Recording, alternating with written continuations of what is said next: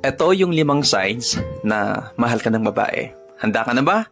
Number 1, napakaselosa at tamang hinala niyan sa'yo. Tanggapin muna ng babae ganoon talaga. Walang babae hindi nagsiselos. Kung naghahanap ka ng babae na hindi selosa, maghanap ka ng hindi ka mahal. Yun lang yun. Ang babae ay likas na may toyo, may saltik man yan. O tamang hinala at selos talaga yan. Kahit sino pinagsaselosan nila. Kapag meron ka nakakwentuhan sa kung saan-saan, nagtatanong sila kung sino yung babae na yun. At kung meron kang nakangitian, nagsaselos agad yan sila sa'yo. And yun doon mo makita talaga na mahal ka ng babae. Huwag ka magsawa na mahalin yung babae na yun dahil totoo yan. At totoong feelings sila sa'yo. Ayaw mo ng ganon? Ang babae, nagsaselos yan hindi para magalit ka, kundi para iparamdam sa'yo na ikaw lang yung mahal niya. At ayaw ko nilang mapunta sa iba. Ayaw mo yon? Pangalawa, tanggap lahat sa'yo.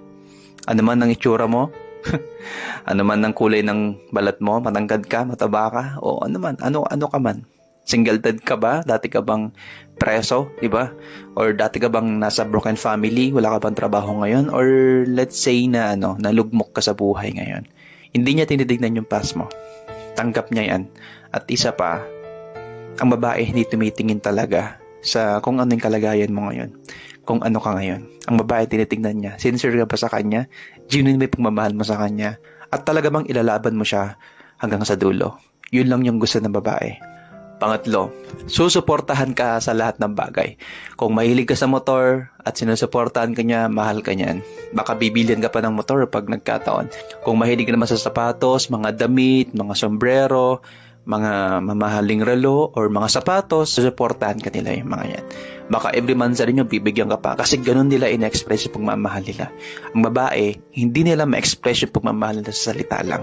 Pinapakita nila at pinaparamdam nila sa gawa at sa mga bagay-bagay na binibigay sa'yo. Kung mahilig ka rin sa basketball, hayaan nila maglaro dahil ang gusto niyang iparating sa'yo ay susuportahan ka niya, nasa likod mo lang siya, at gusto niya na iparamdam sa'yo na hanggat masaya ka sa ginagawa mo, hahayaan ka niya.